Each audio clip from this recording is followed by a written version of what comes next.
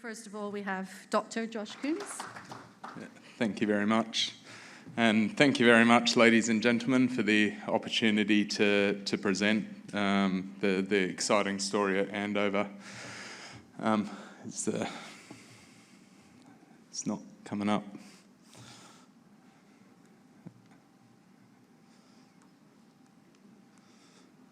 Sorry. Whoops. Powered through. To present the story. Usual disclaimers and statements can be found on our website if you want to read through in more detail. First of all, I'd like to acknowledge the Ngalama people, who are the traditional owners of the land in which we operate at Andover. Really appreciate their cooperation and support in enabling us to execute our program at Andover in a respectful manner.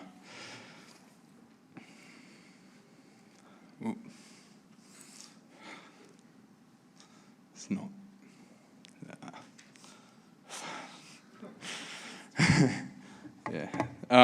So just a quick corporate snapshot. So a couple of things to point out here. Our biggest shareholder, SQM, bought into the company at the start of the year to help fund our exploration for lithium at the start of this year.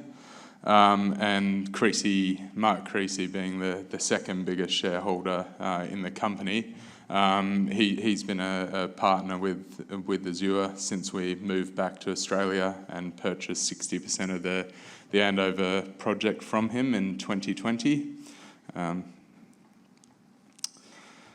Quick snapshot of the finances. As you can see, of late it's been quite an exciting story.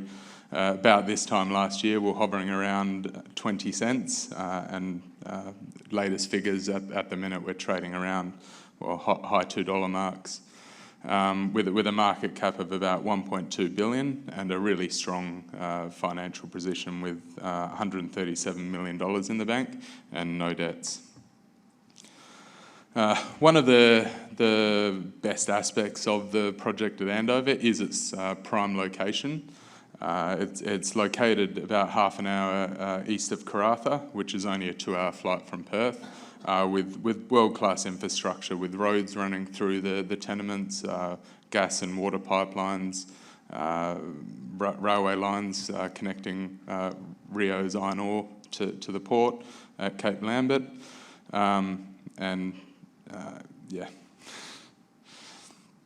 So a brief snapshot of what I'm going to be talking about today. Andover's been a really exciting project for the company. We started in the first 2 years with discovering and drilling out 2 nickel deposits, and then more recently we discovered spodumene-bearing pegmatites on our tenements, and have been really focused this year on defining the extent to those.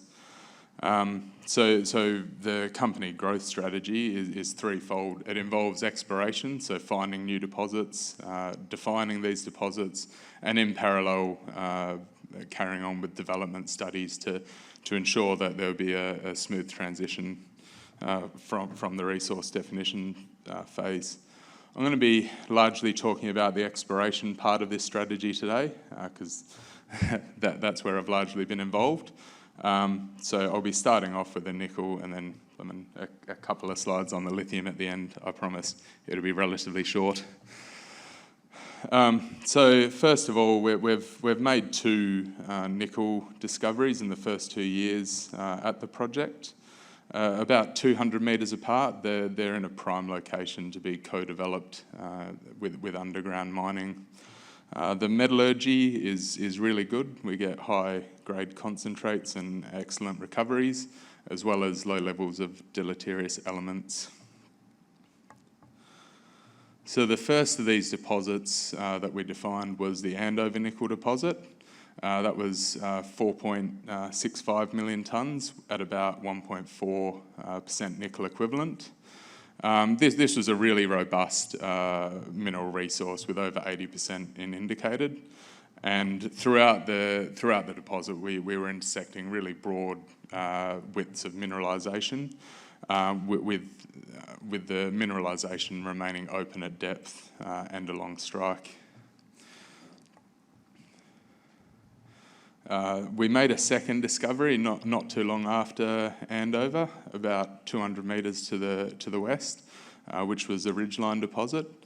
Although it's about 1.3 million tonnes at 1.47% nickel equivalent, and this was a really exciting discovery for the team. It was blind to surface geophysics and surface expression of the mineralisation, so we really had to utilise our technical skill set to be able to make that discovery, and I'll touch on that a little bit later on.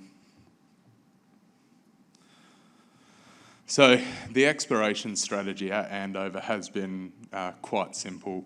So first of all, we had to work out why the deposit formed where it did, the processes involved, and then from there we've been aiming to be predictive about where other deposits are going to be forming. So the most important part of that is defining the rocks that are really important to this mineral system.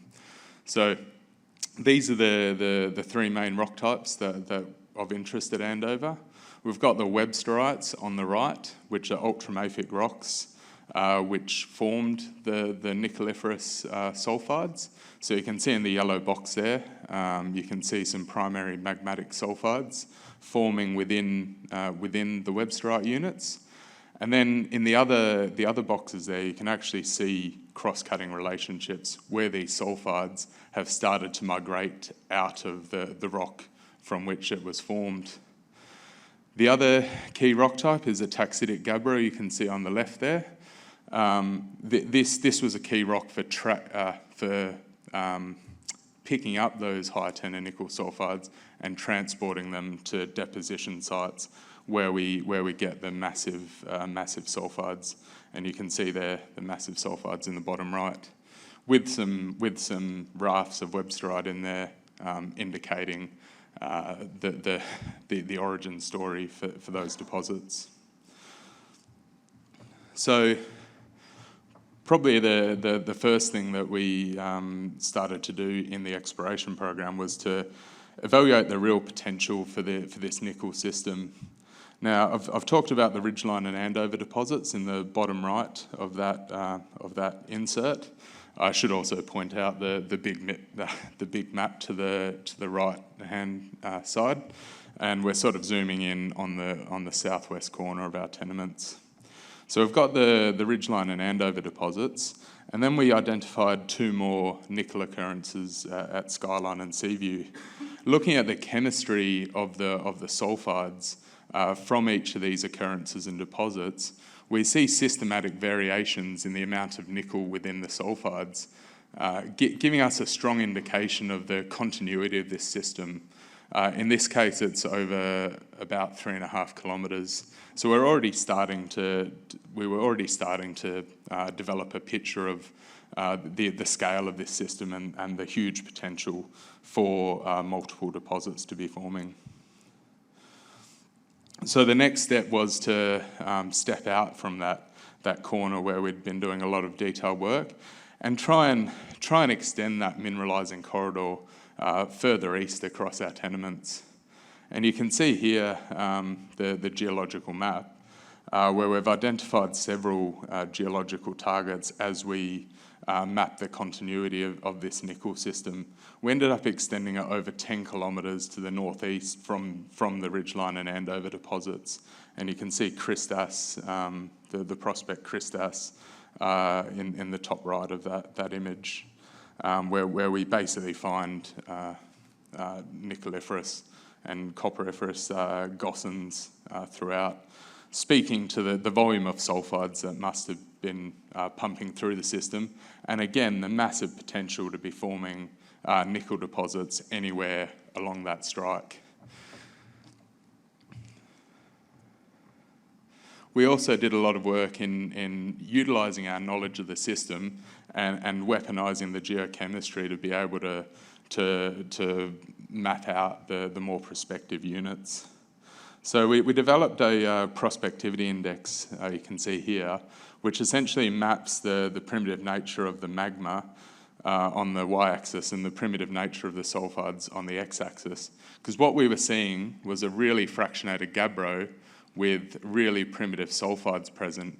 We managed to develop a chemical proxy that maps variations from your natural fractionation trend and actually maps the addition of these high tenor sulfides. We were then able to, and also sulfide accumulation from there, we're able to actually weaponize that on a tenement-wide scale through an extensive rock chip sampling program where we collected over 3,000 rock chip samples and did whole rock geochemistry on them. And we're actually able to link up the deposits at Andover and Ridgeline, as you can see here, and the nickel sulfides we were getting at Skyline and Seaview using this prospectivity index, which we've then from that point weaponized across the entire tenement. So that forms the basis of our exploration strategy at Andover, and this has proved highly successful with our exploration from the start after the initial Andover discovery. So I'm going to tell a brief story about the Ridgeline deposit and its discovery, which is really fun, a really exciting discovery for the Azure team. So essentially, Ridgeline, although, sorry, I'll start again. Ridgeline had no surface expression either in the geology or in the surface geophysics that we were doing. It was only when the geologist on the rig recognised the taxitic textures you can see in this exact drill hole.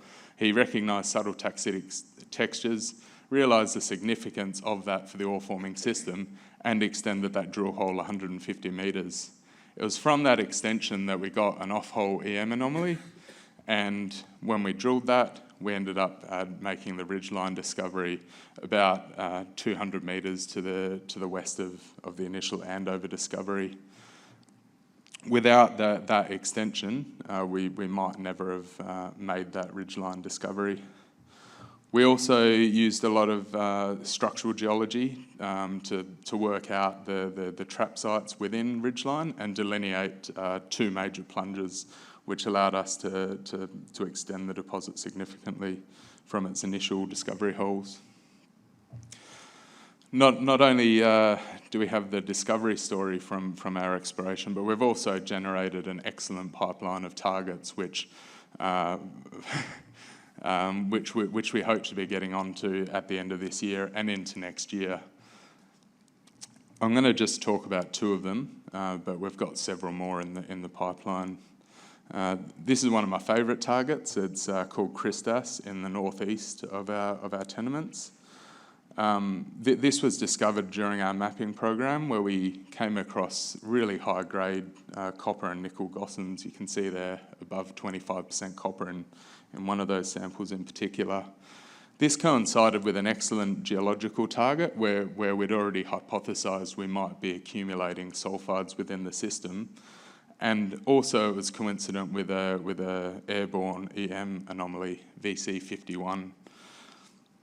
So we're looking forward to getting in there and poking some holes in that one sometime in the near future, hopefully.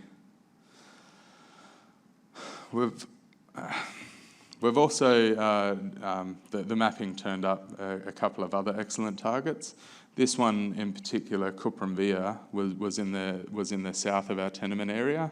The geologist mapping on the ground came across taxitic gabbros with evidence of copper mineralisation. You can see in the central image there, the green material is your copper oxides.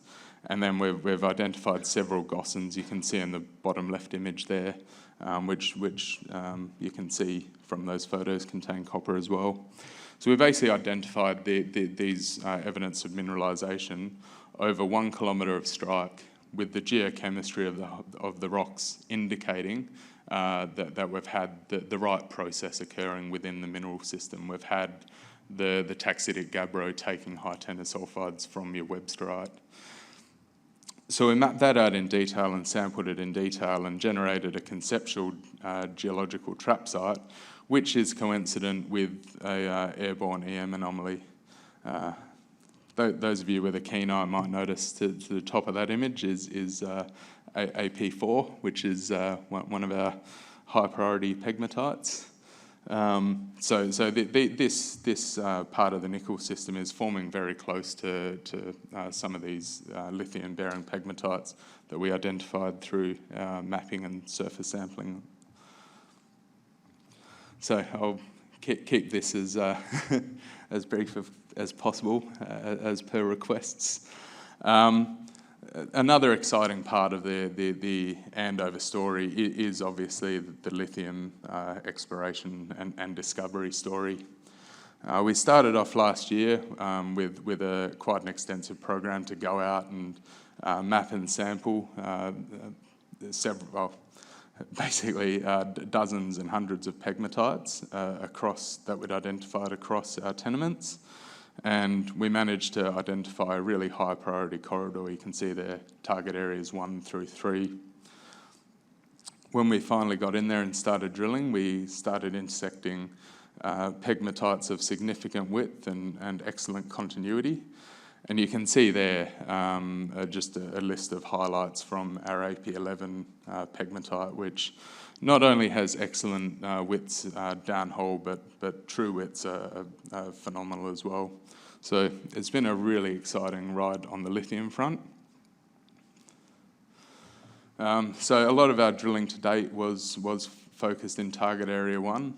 About a month and a half ago, we started drilling in target area 2 and very recently in target area 3. It's really exciting that we're able to progress the exploration of our pegmatite system at Andover as well. So yeah, it's really very exciting to try and work out just how big this thing's going to be. So we defined an exploration target in the middle of this year between 100 and 140 million tonnes, between 1 and 1.5% lithium oxide. To basically moving forward, we're going to be acting doing a lot of drilling to convert the exploration target towards a mineral resource estimate, which we are going to be putting out in Q1 next year. Alongside that, we've been doing a lot of other studies, metallurgy, geotech, and heritage, environmental, and hydrological studies in parallel to accelerate that project as well. So yeah, thank you very much for listening to my talk.